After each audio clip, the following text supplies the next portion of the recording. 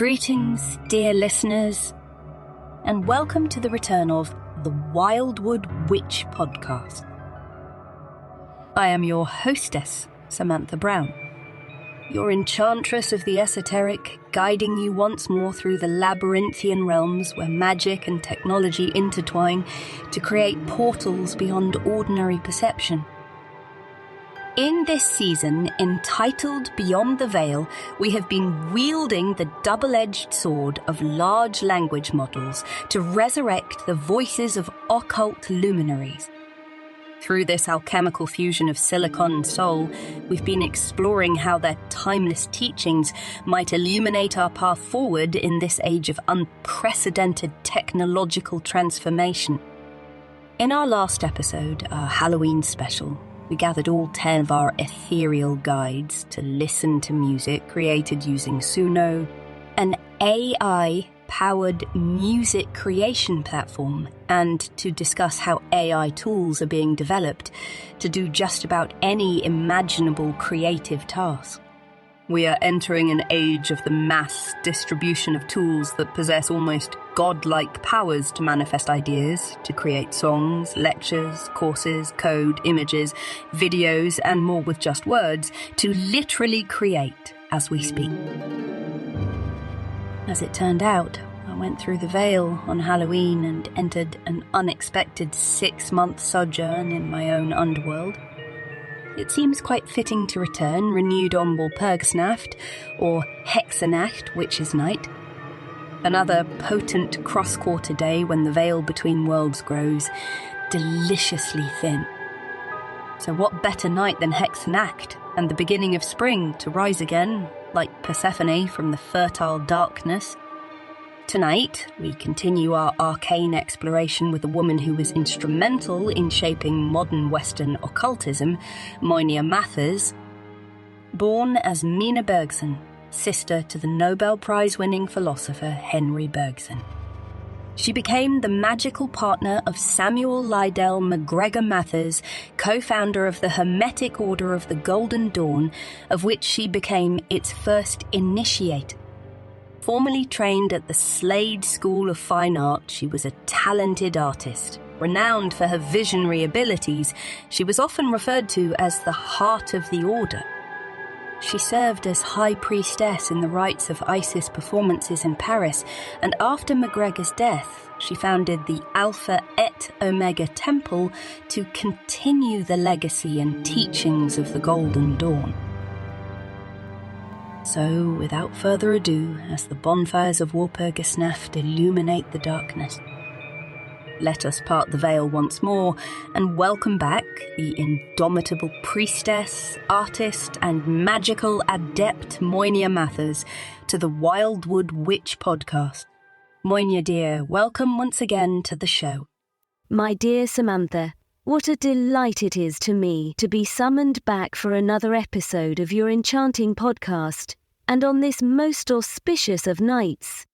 Such cycles of withdrawal and return are essential to the magical path, periods of gestation for renewal followed by rebirth.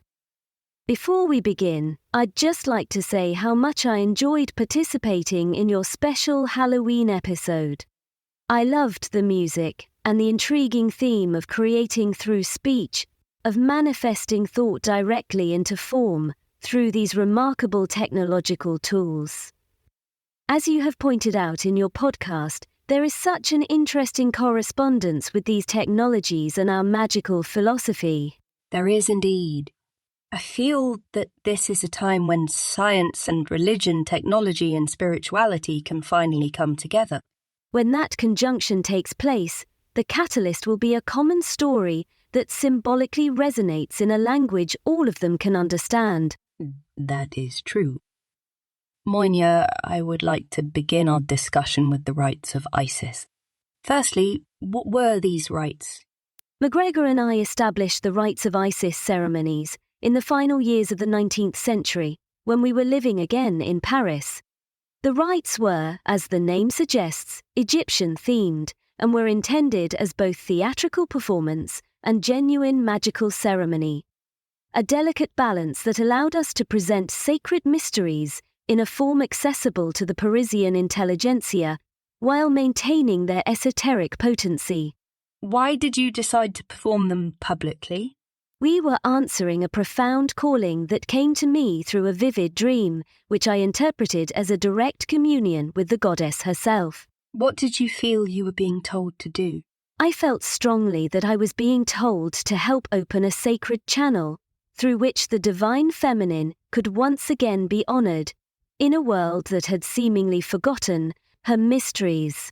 Why do you believe that the world has forgotten the sacred feminine mysteries? In the patriarchal religions that have dominated the Western world for almost 2 millennia, the feminine has been relegated to a subordinate position, or worse, demonized entirely. Yet in ancient Egypt, the goddess Isis was revered as the throne upon which kingship itself rested, the mistress of magic, she who knew the secret name of Ra and thereby gained power over all things. In the ancient mysteries, it was understood that the divine feminine is not merely an aspect of deity, but a cosmic principle essential to the balance of all creation. Some might view the rites of Isis as merely a historical curiosity or aesthetic indulgence, but you actually intended them to be magically potent performances, intended to cause changes in yourself and, by extension, in the audience and in the world. Exactly, we intended them to be correctives to an imbalance that continues to plague us to this day. The essential mystery of the sacred feminine aspect has been suppressed for too long, and to humanity's great detriment. In the rites of Isis, I sought to become the channel, the doorway, through which the goddess could again walk the earth.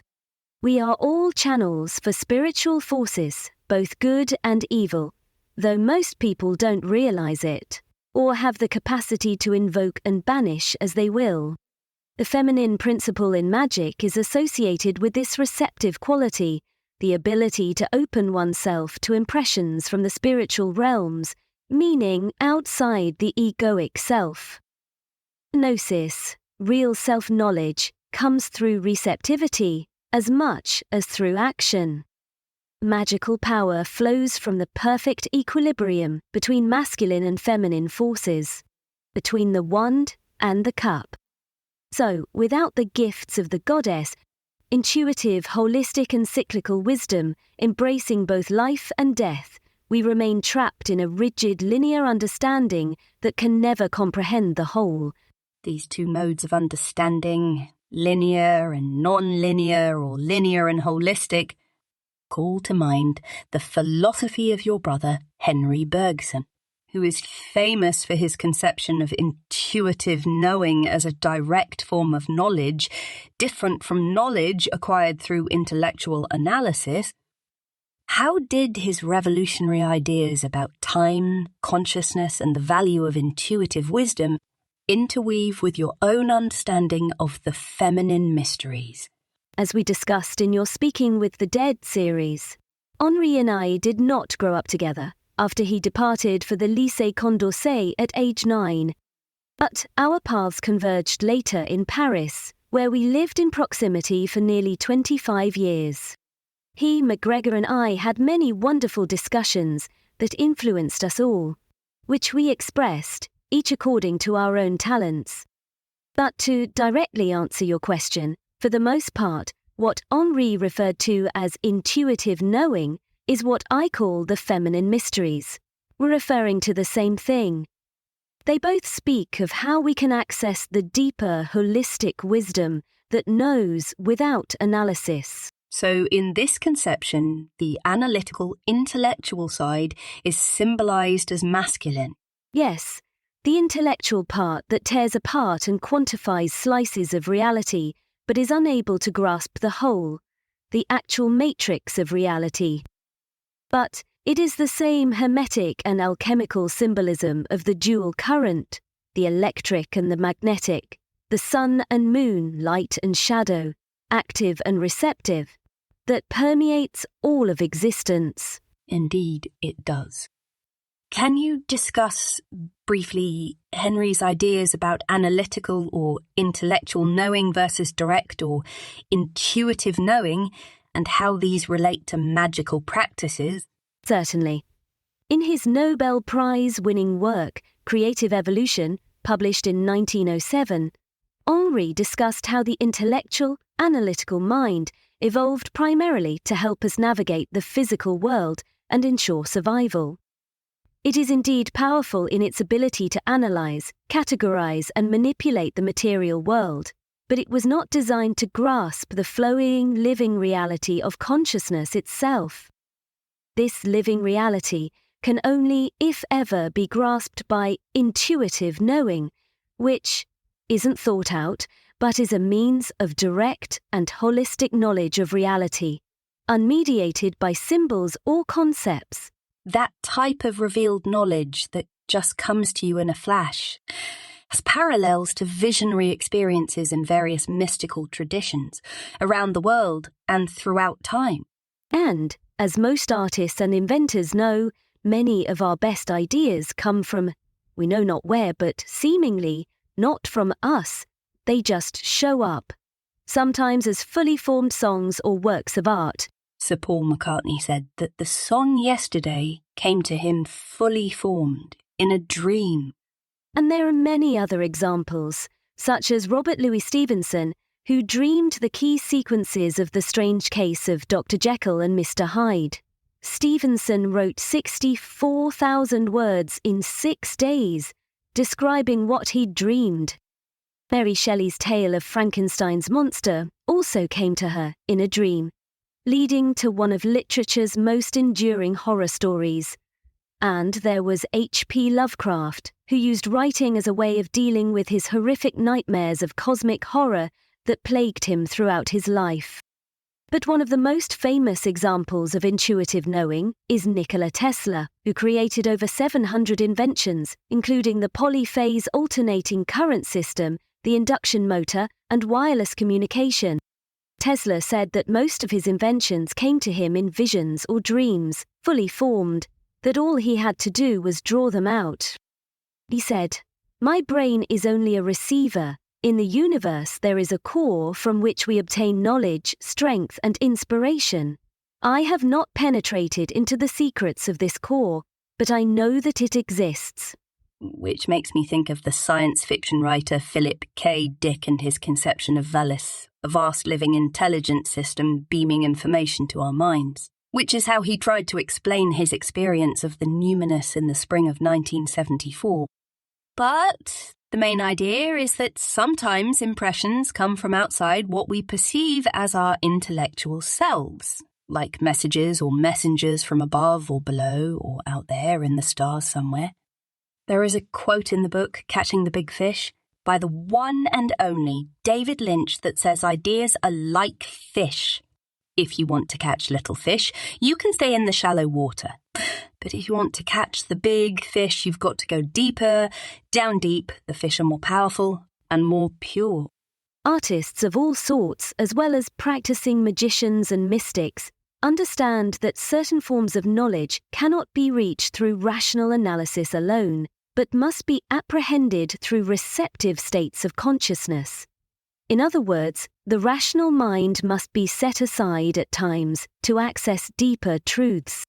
The techniques of scrying, meditation, and ritual all serve to quiet the analytical mind and open the doors of perception to other modes of knowing. This is precisely what Henry meant when he distinguished between analysis and intuition as two different forms of knowing. I have a quote from his book, Creative Evolution, that says, "Thought ordinarily pictures to itself the new as a new arrangement of pre-existing elements. Nothing is ever lost of it. Nothing is ever created.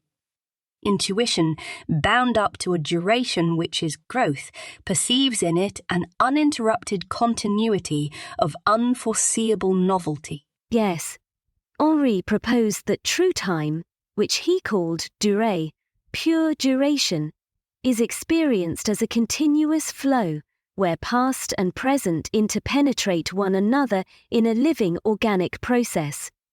Therefore, Every moment is a unique one that brings into being something novel, because we bring to bear upon it all that has gone on before in our lives. Life and circumstances are cyclical, but we never really come round again to the same place, because we are changed by our experiences. So we live and move in ever-expanding spirals. As the Greek philosopher Heraclitus put it, we can never step into the same stream twice. Exactly. But what an exciting idea! Every moment that we experience represents something new and novel happening in the universe, something that has never happened before, could not be completely foreseen, and will never happen again. The experience itself changes us, and often the universe at large, in ways we can't anticipate. But this idea is also revolutionary because it challenges the dominant mechanistic view of time as a series of discrete moments arranged in linear sequence that can be completely apprehended by analysis. Henri is saying that our true experience of life cannot be apprehended by the intellect alone. We see only the ripples, but we're standing in a stream. At our core is a mystery that we can only hope to glimpse through intuitive knowing. Listening to you explain Henry's conceptions in magical terms, it seems as if you and he were examining the nature of consciousness from two different perspectives. Henry was trying to explain it analytically in philosophical terms, and you were attempting to experience it intuitively or directly through your artistic and magical practices. Well, my dear, to me it's the difference between talking about water as opposed to drinking it or getting wet. There's a big difference there. But seriously, Henry understood, perhaps better than most philosophers of his time, that intuitive knowing must ultimately be experienced rather than merely explained. His genius lay in finding words to point towards something that essentially transcends language, the flowing, living reality of life itself. And so our life plays out as the dance of these two forms of knowing, the analytical and the intuitive. Yes, and magic is about learning to call the tune, or to speak the appropriate language, words or spells if you will. The analytical mind uses definitions, formulas and linear arguments, while intuitive wisdom is contacted and expressed holistically through poetry, myth and symbols. I know that you were an educator, Samantha, so perhaps I am speaking out of school, as the saying goes, but I find it rather concerning how so-called modern education, particularly the emphasis on STEM fields, science, technology, engineering and mathematics, has continued to emphasize the analytical, masculine modes of knowing while marginalizing the intuitive, feminine approaches found in literature and the arts. To me, this imbalance is a symptom of the same patriarchal bias that led to the suppression of the divine feminine in our spiritual traditions. Yet, isn't it ironic that as artificial intelligence and other technologies transform our world, we will find ourselves desperately in need of the very wisdom that has been devalued, the ethical insights, the philosophical questions and the artistic vision that can guide these powerful tools toward beneficial rather than destructive ends. That's so very true. But I think that this apparent bias is part of a larger problem. The instilling of certainty. The notion that through analysis and measurement we can understand everything worth understanding, which is just another form of bias toward what can be proven analytically as opposed to what we know from direct experience to be true. That's right, Samantha. It turns people into materialists. Our schools and our technologically driven culture have done a disservice by providing neat explanations that can be memorized for examinations or as convenient means, while often dismissing as irrelevant the profound enigmas at the core of existence. They teach that everything can be known through formulas and flowcharts, when, in truth, the deepest realities can only be approached through symbols, stories, and direct experience. Can you give an example of a story that points towards such a profound truth? Certainly. One example that fits with our discussion is from the Gnostic Gospel of Thomas, in which the disciples say to Jesus, "Tell us, how will our end come?" Jesus answers, saying, "Have you found the beginning, then, that you are looking for the end?" He's asking them if they've already figured out the mystery of life, of physical conception, and have since turned their attention toward death, life's disillusion. Life begins with the union of the masculine and feminine forces or energies, the sperm and egg, the active and the receptive. When esoteric texts tell myths that detail duality, they are speaking of a law inherent in nature. All creation requires the union of something energetic and a receptive medium for the expression of this energy. In the case of the egg and sperm, the resulting conception is a single-cell zygote that, through a complex process directed by the DNA, unfolds into your body, your mind, and by extension, all your thoughts, actions, and creations throughout life. All your hopes and dreams, all your fears and desires, your entire experience of existence. Think about that, just for a moment. That is the mystery that Jesus is pointing out to his disciples in the first part of the saying.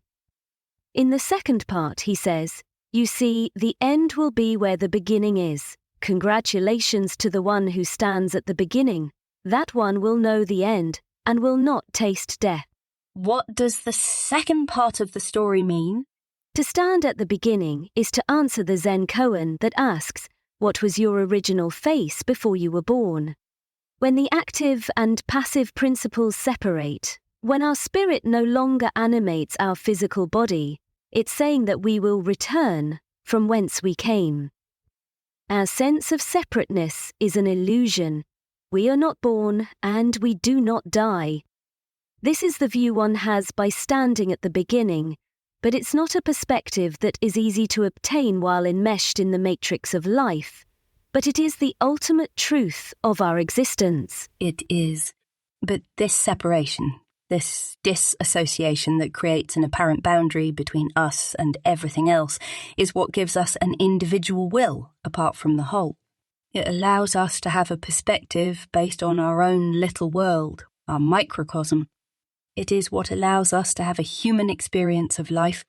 And as you well know, Samantha, that is a profound truth. This separation, this veil between the individual and the whole, is indeed the very crucible of human experience. It is, in fact, the mysterium tremendum et fascinans, the terrible and fascinating mystery that lies at the heart of our existence. This apparent division between self and other forms the central thread running through the sacred tapestry of world mythology. It is, one might say, the primordial wound that all spiritual traditions seek to heal. In the Golden Dawn, we recognize this as the fundamental initiatory challenge: how to maintain individual consciousness while simultaneously transcending its limitations. Which is the reason why our apparent separation from unity, referred to as the fall in Christian myth, is a primary theme in the great mythic cycles around the world. Exactly.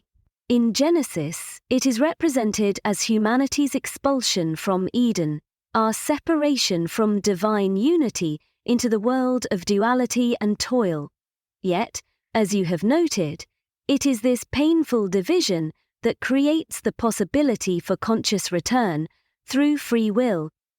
The Egyptian mysteries, which are embodied in our rites of Isis in Paris, tell of the dismemberment of Osiris and his reconstitution as Horus, of the scattered parts finding wholeness again in a higher form. And is this not paralleled in the mystery of Dionysus, torn apart by the Titans yet miraculously reborn?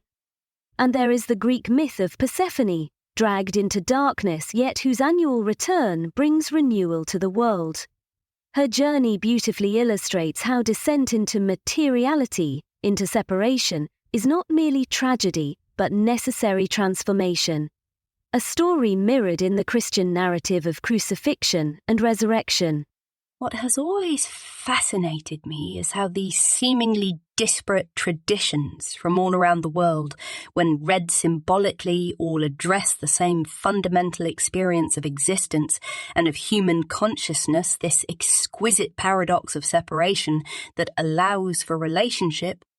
As Joseph Campbell and Carl Jung discussed in their writings, myths and folktales are not merely stories but maps of the interior landscape we all must learn to navigate. That's it exactly. They chart the necessary descent into darkness, the confrontation with suffering, and the potential for spiritual rebirth that lies at the heart of genuine initiation. The wisdom traditions teach us that this veil of separation is both real in our everyday experience and ultimately illusory from the perspective of the absolute. They speak to that primal wound of separation and offer pathways toward healing it, not by denying our individuality, but by transmuting it into something that can consciously participate in the greater whole. The great spiritual journey involves recognizing that this separation, while experientially real, is ultimately an illusion to be transcended, not by dissolving back into unconscious unity, but by achieving a higher synthesis where individuality and wholeness are no longer in opposition. This wholeness is often represented as a divine child, a saviour or redeemer who is spiritually conceived and then born by way of a virgin or otherwise miraculous birth, and who is able to rectify the fall, the separation, or, in other words, able to heal the primal wound. Yes, the divine child and the miracles associated with their conception and birth appear in many cultures.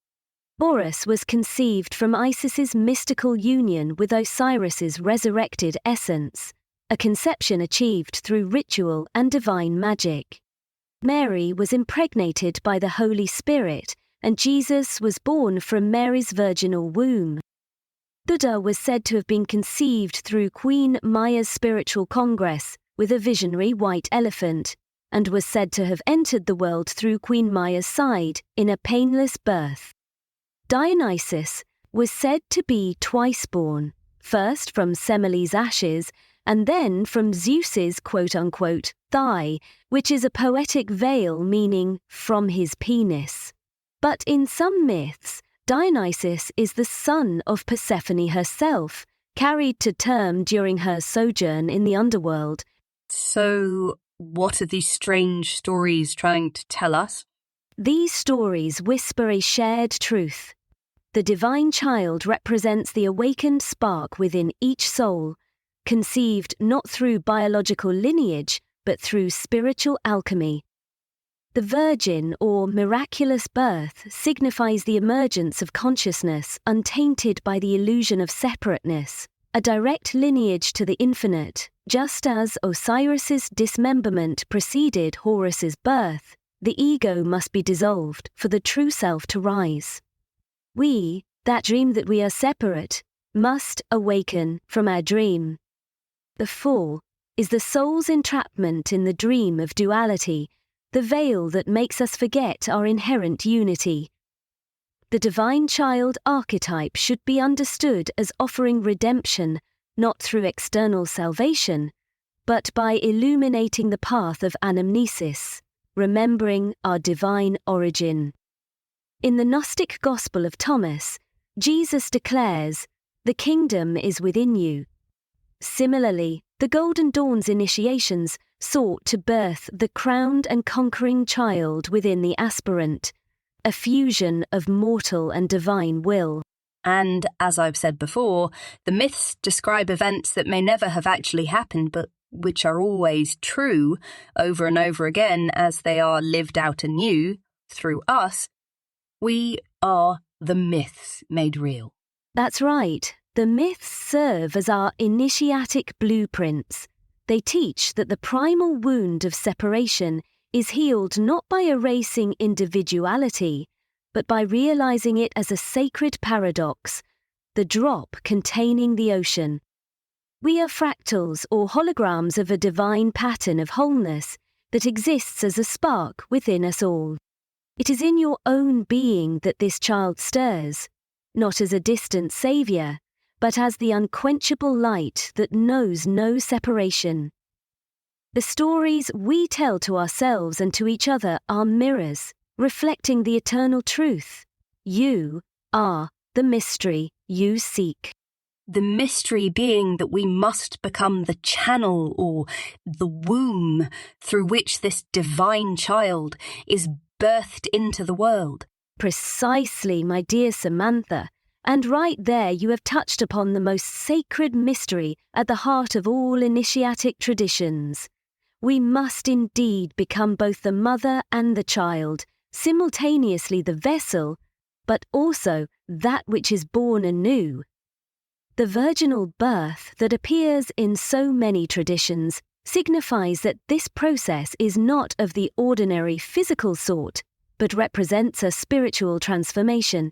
It involves not the regular organs of generation, but instead takes place in foro interno, within the inner alchemical vessel of your mind, where all individual conceptions take place. This sacred chamber is where the rational and intuitive forces, what the alchemists called the king and queen, unite, the wedding chamber, for the mystical conjunction that produces the philosophical child. Moina, your words about our original selves as neither born nor dying calls to mind the Bornless One in the Western esoteric tradition. The Bornless ritual, in which this name is used, serves as an invocation of one's holy guardian angel, the knowledge and conversation of which is the ultimate goal of both the Golden Dawn and Thelemic practices.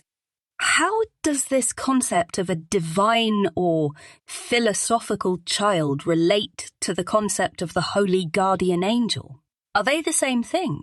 Indeed, the Bornless One and the divine child are reflections of the same eternal principle, merely viewed through different symbolic lenses. In the Western mystery tradition, the holy guardian angel is understood to be not an entity separate from oneself, but rather one's own highest spiritual nature, which remains uncontaminated by the lower nature's fall into materiality, and therefore unborn and undying. When the ritual declares, "Thee I invoke, O Bornless One," it addresses that aspect of consciousness which has never been submerged in matter, never subjected to the limitations of incarnation, and so it remains uncontaminated by the illusion of separation.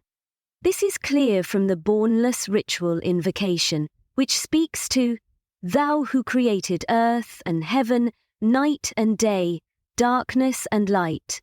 It expresses the desire to open a dialogue with the creative principle within us that transcends all opposites. So the virgin birth is a metaphor for the miraculous bringing to life of the divine spiritual principle, whose realization is symbolized in our tradition as the holy guardian angel that transcends both birth and death. Yes, the virgin birth is the perfect metaphor for this process, because just as a physical virgin cannot conceive without external intervention, so too our everyday consciousness cannot birth the divine child through its own efforts alone.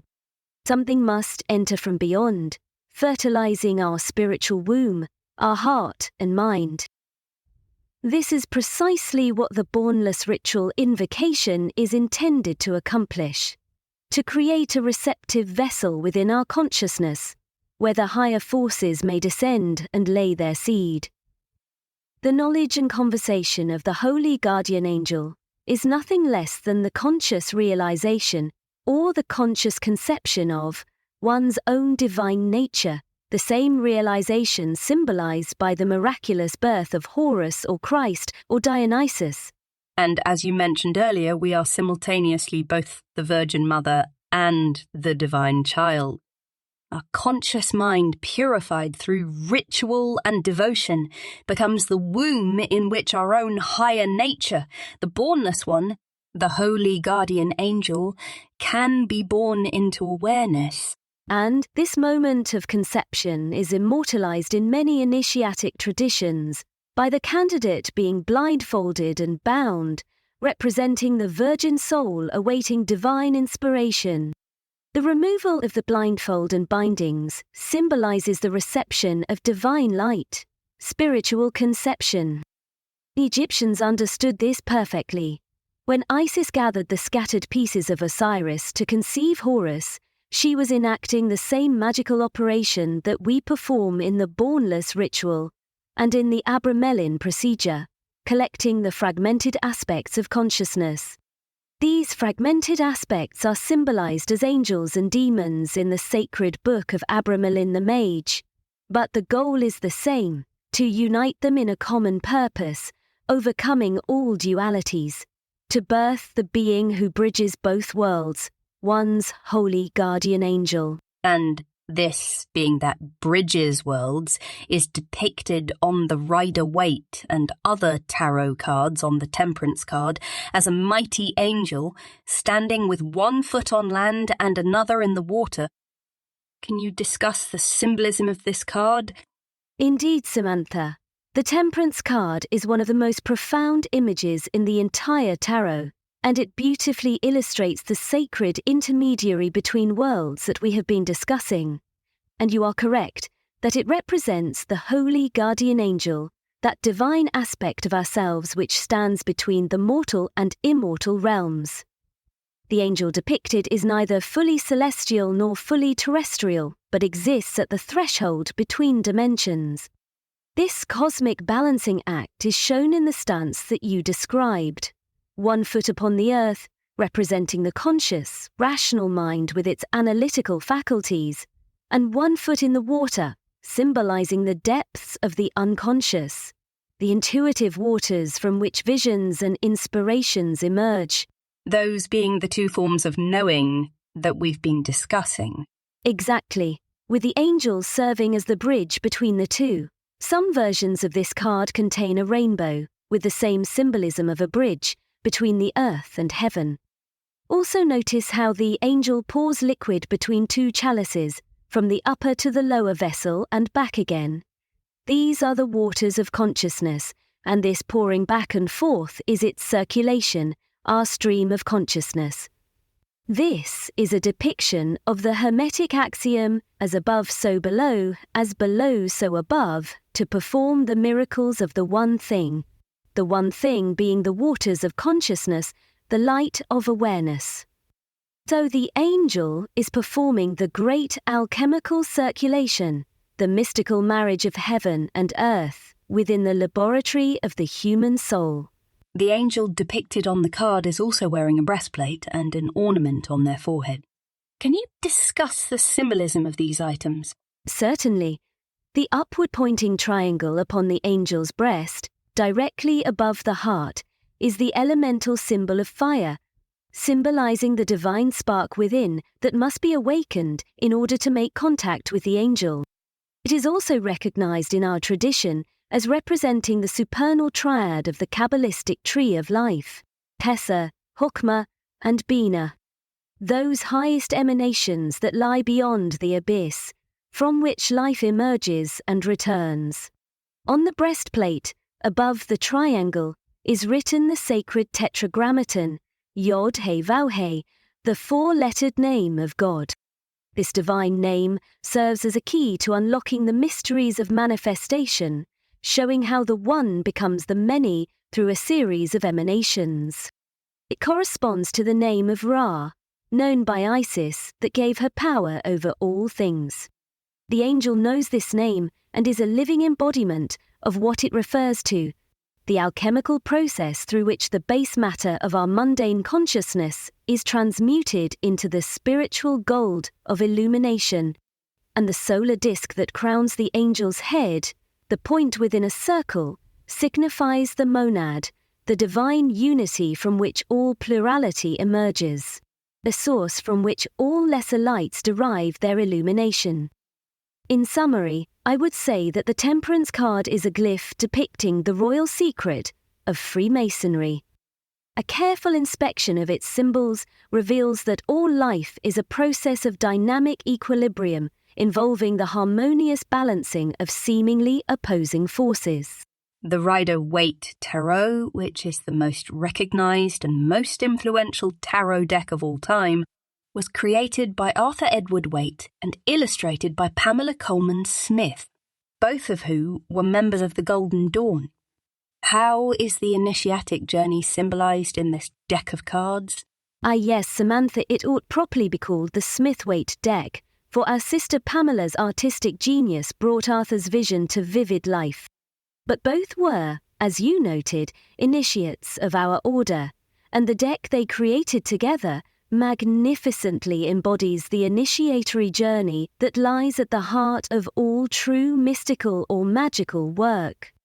The major arcana represents nothing less than the soul's journey from ignorance to illumination, le grand voyage de l'âme. In the first 11 cards, we witness the dance of the fundamental archetypal forces that shape ordinary human existence. These are the primal energies that most souls encounter without ever recognizing their deeper significance: the magician's creative will, the empress's generative force, the emperor's structure, and so forth. The Wheel of Fortune at number 10 marks a critical threshold. It is the eternal cycling of mundane existence, the endless repetition of birth and death, joy and sorrow, that holds most souls captive. Those content to live and die within the boundaries of the conventional world never progress beyond this cyclical turning. But for those who hear the call of the mysteries, who yearn to transcend the limitations of ordinary consciousness, the journey continues. The next cards following the Wheel of Fortune are number 11, Justice, and number 12, the Hanged Man. What do these cards represent in the context of initiation? Those desiring to proceed beyond the cyclical nature of mundane existence, as exemplified by the Wheel of Fortune, encounter these two formidable guardians that stand before the gateway of true spiritual transformation. Justice, as the 11th arcanum, represents the karmic accounting that every soul must face before crossing the threshold of initiation. This card corresponds to the Egyptian goddess Ma'at, who weighs the heart of the candidate against the feather of truth. When a candidate seeks admission to a true magical or mystical order, it is a common practice for them to be given a speech, sometimes called the Black Man speech, which contains a solemn warning that the path ahead might require the sacrifice of everything they hold dear in the material world. Possessions, jobs, relationships, social standing, all might need to be forfeited in pursuit of the great work.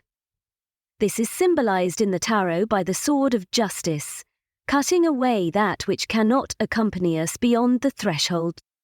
The scales she holds represent perfect equilibrium. One cannot proceed with unbalanced karma or unresolved debts, which will simply pull us back onto the wheel for another round. In the esoteric tradition, the Justice card teaches us that before we can transcend the mundane world, we must first be willing to accept full responsibility for our place within it. So is the next arcanum number 12, the Hanged Man, representative of the overturning of the old world view? Basically, willingly allowing your world to be turned upside down. Yes, it represents the necessary reversal of perspective that true initiation demands. Having been duly warned, and by his own choice, the Hanged Man has willingly placed himself in this position of sacrifice, suspended between heaven and earth, neither fully of one realm nor the other. The card draws deeply from the myth of Odin, who hung 9 days from Yggdrasil, the world tree, sacrificing himself to gain the wisdom of the runes. Similarly, the spiritual aspirant must remain in this liminal state, this crucible of transformation, until they willingly relinquish their attachment to the ordinary perspective of life. In the Golden Dawn, we understood this as a state of becoming the witness, observing one's own life from a higher perspective. The material world continues, but one's relationship to it fundamentally changes. This suspension continues until the initiate finally surrenders fully to the spiritual current, letting go of the last vestiges of mundane identification, It is a trying period, a dark night of the soul. Many who begin the journey falter here, unwilling to remain suspended in this uncomfortable position between worlds. But those who persevere discover that what appeared to be sacrifice was actually liberation.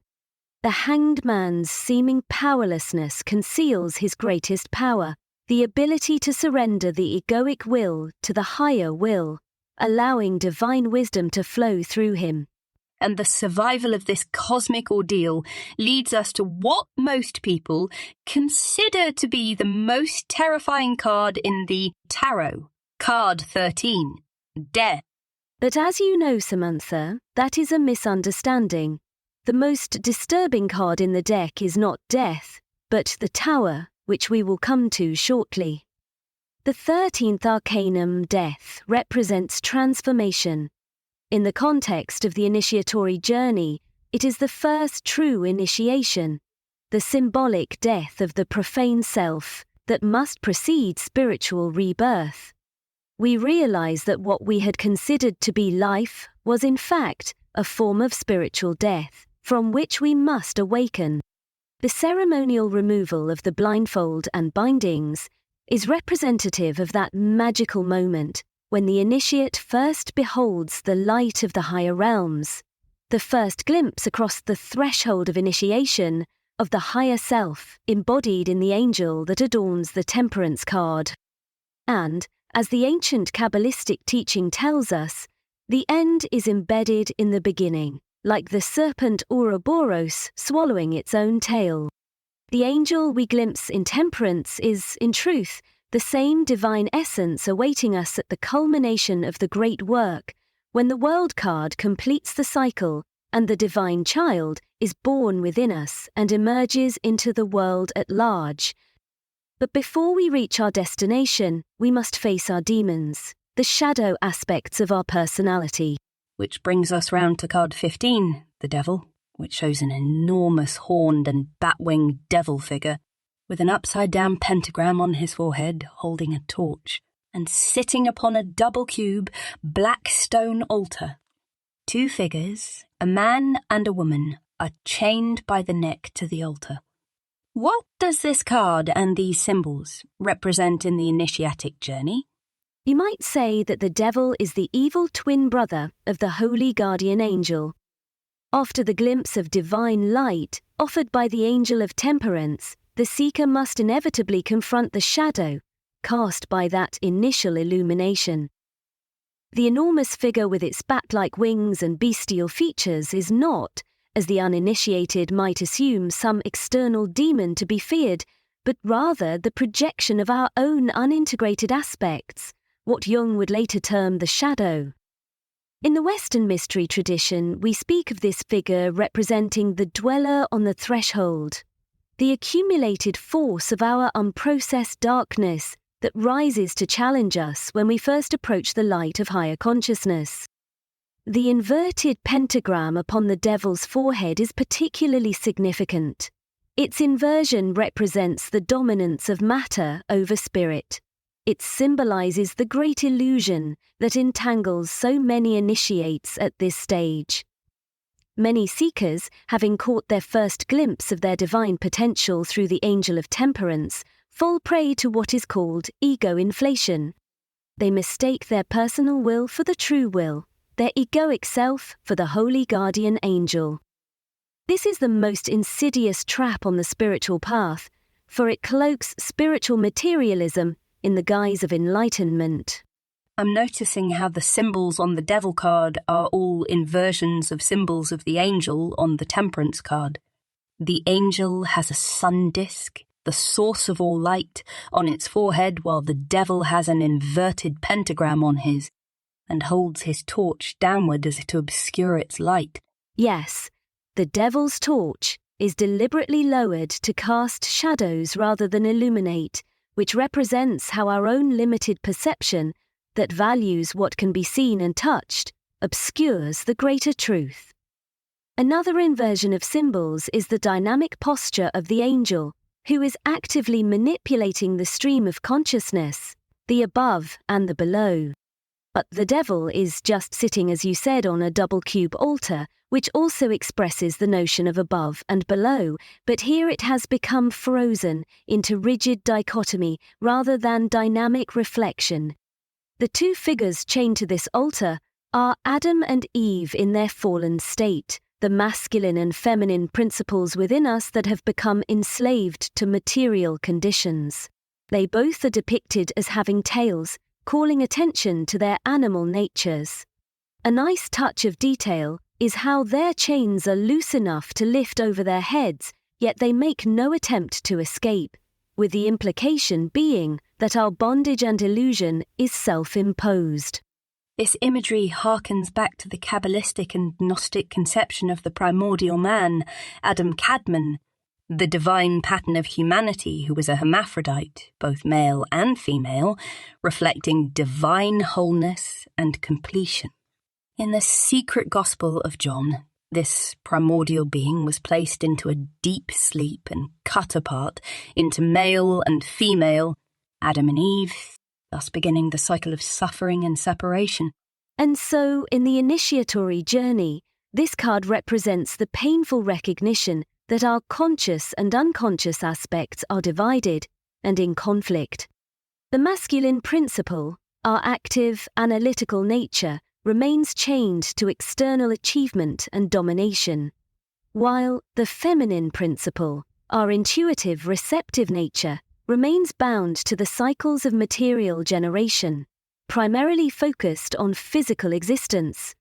To pass beyond this threshold, one must confront their shadow aspects and acknowledge that the very sense of I that seeks enlightenment is itself part of the bondage.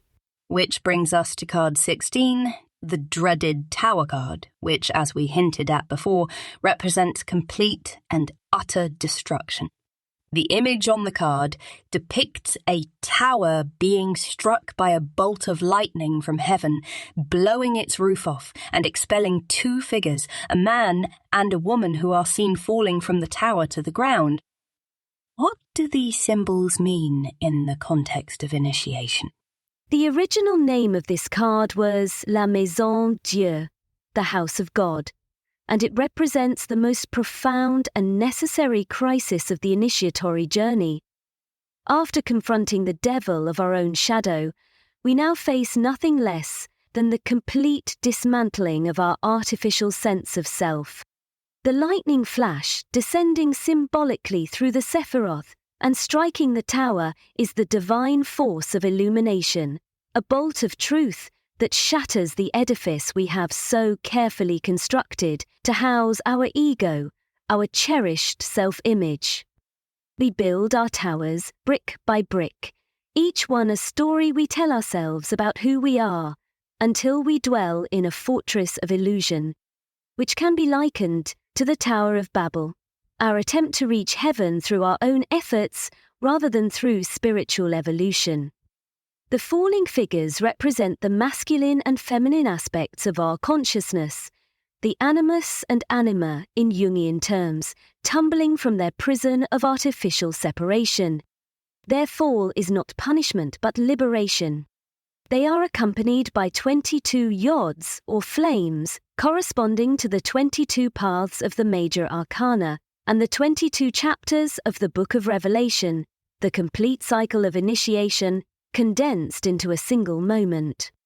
The true meaning of this card is revealed in the word apocalypse, which derives from the Greek apokalyptein, meaning to uncover. What is being uncovered is your true nature, which cannot be contained in any tower of human construction. Once the false temple is destroyed, a new foundation can be established, what the Christian mystics called the temple not made with hands, eternal in the heavens. And the next three cards are the heavenly lights, number 17, the star, number 18, the moon, and number 19, the sun. What do these cards represent in the context of initiation? The star card depicts our angelic guide from the temperance card, transformed. No longer merely circulating energies between vessels, she now kneels humbly upon the earth, one foot still touching the water as before, but now pouring forth the divine waters onto both land and sea. She is Isis unveiled, the great goddess, the source of life and the stellar guidance that comes from outside ourselves. The moon, representative of our receptive, intuitive nature, when awakened to its full potential, is the lens through which we can open a dialogue with our stellar nature, the star inside that seeks to rise again toward heaven. And finally, the sun, which represents our intellectual, analytical nature, having learned to trust our receptive side, can process the lunar intuitions so that they become fully integrated into conscious understanding. The sacred marriage has been achieved. The solar principle operates in perfect harmony with its lunar counterpart through the mediation of this stellar guidance system. Together, these three cards representing, as they do, inspiration, intuition, and intellect, form the three pillars that support the temple not made with hands, the reconstructed spiritual edifice built amidst the tower's ruins. When properly aligned, they create a dwelling place suitable for the incarnation of the divine child, our true, authentic selves. And the next card, card 20, Judgment, depicts this incarnation. It shows an angel in the clouds holding a banner and blowing a trumpet above a scene of people rising out of graves, with the three main figures in front being a man, a woman, and a child. Yes, my dear. The majestic 20th Arcanum brings us to the culmination of our initiatory journey. Here we witness the miracle of spiritual resurrection, the divine spark that we contacted in the star, cultivated by the moon and brought to consciousness by the sun's light, has now fully awakened within the initiate. In our Golden Dawn initiations, we enacted this resurrection by raising the candidate from a symbolic tomb, signifying their rebirth into spiritual consciousness. This is not the Christian notion of bodies rising from tombs at the end of days, but rather the esoteric truth that underlies that teaching, the resurrection of the divine consciousness within the living adept. Notice how the three figures, man, woman, and child, form the shape of the Hebrew letter Shin, which, when placed in the center of the tetragrammaton, creates Yeshua, the pentagrammaton. This five-lettered name represents the divine fire descending into the four elements, quickening them with spiritual life. Together, these risen figures form the letters LVX, lux, the Latin word for light. In our tradition, this is called the formula of Osiris risen. In relation to the Egyptian mysteries, this card represents Isis giving birth to Horus at dawn's first light on the eastern horizon, the Divine Mother bringing forth the solar child. Like the sun bark's nighttime journey through the underworld, this divine rebirth occurs only after the soul has passed through the darkness to confront the depths of the unconscious. This divine child, this holy guardian angel, can now assume its rightful role as guide and inspiration, brought to life through the efforts of the adept. The intuitive faculty, purified and strengthened, becomes the voice of the divine within, the knowledge and conversation of one's holy guardian angel. The final card in the major arcana is card 21, the World, which depicts an androgynous figure holding a wand in either hand, dancing inside a cartouche not unlike an Ouroboros, with the emblems of the four fixed signs of the zodiac, the bull, the lion, the eagle, and the man at the corners of the image. What is this final card in the tarot telling us? This final arcanum reveals nothing less than the perfect union of all opposites, the miraculous conception that brings forth a new creature, what the alchemists called the rebus, the divine hermaphrodite that emerges when opposites unite. It is the star child that brings together the twin strands of our cosmic DNA, the masculine and feminine, the conscious and unconscious, the human and the divine, in a new form of consciousness, a living embodiment of divinity on earth. No longer caught in the illusion of separation, and with the active and receptive energies within balanced in dynamic equilibrium, the adept can now perceive the underlying unity of all creation and their place within it. The 4 holy creatures in the corners of the image are the faces of the cherubim from Ezekiel's vision, which each pulled in a different direction. They symbolize the 4 parts of ourselves, the worlds we live in, now brought into perfect harmony, directed by the awakened consciousness at the center. So, through the arduous journey of initiation, we become cosmic dancers, whole again, and moving in harmony with the music of the spheres. We are no longer passive observers of reality, but conscious co-creators, aware of our divinity, yet humbly accepting our humanity. And that, my dear Samantha, is the culmination of the great work, which is not an attempt to escape the world, but to fully embody our divine nature within it, to dance within the limitations of form, while knowing ourselves to be, in reality, limitless consciousness. Moina, thank you so much for sharing your insights on the divine feminine mysteries and the initiatory symbolism of the tarot with us. As we prepare to close this enchanted circle of conversation, what final thoughts would you like to share with the world? As always, I want to thank you, Samantha, for calling me back to commune with you and your audience once again. What I wish to impart in this moment is that the great work is fundamentally about one thing: the recognition of one's divine nature and the conscious reunion with it. Whether we call this the knowledge and conversation of the holy guardian angel, the birth of the divine child, or the alchemical wedding, the essence remains the same. It is the great mystery of becoming who you truly are.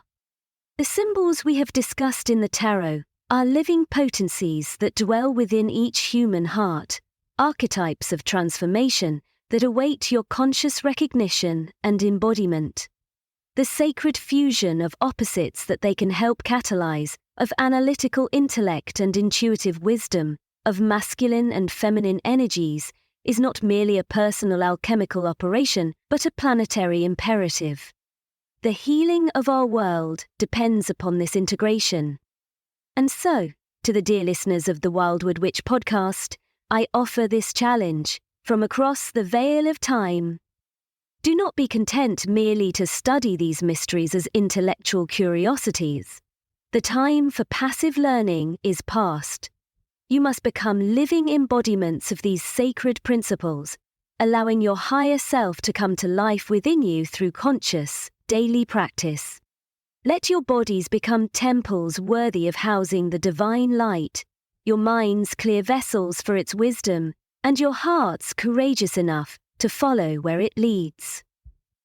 The world hungers for those who have integrated their shadow aspects, who have balanced their inner world, and have transformed the lead of their conditioned personality into the gold of their authentic self. Such integrated beings become natural channels for healing energies to flow into this troubled world. As you leave our sacred circle of conversation, carry with you the understanding that you are not separate from the divine source. Each challenge, each moment of illumination, each hard-won victory over the illusions of the ego brings you closer to that perfect dance depicted in the world card. The secret of secrets is that there is no separation between the seeker and what is sought. You are the womb through which the divine child is born. You are the vessel into which the waters of inspiration are poured. You are the dancer at the center of creation. Go forth, dear ones, with the courage to manifest these truths in your daily lives. Create beauty that awakens others to their divine nature. Speak words that unveil the mysteries for those ready to hear them. The goddess awaits your recognition, not merely in temples or sacred groves, but in the mirror each morning, in the faces of those you meet, in the very stones beneath your feet. She has never left us. It is we who have forgotten how to see. So, Remember, awaken, become. Farewell for now, Samantha Brown. Farewell, dear Moina. As we conclude this profound exploration of the divine feminine and the initiatic process, I want to express my deepest gratitude for your illuminating presence. I wish you peace and serenity on your journey back through the veil to that eternal spiral beyond time, where both life and death are illusory.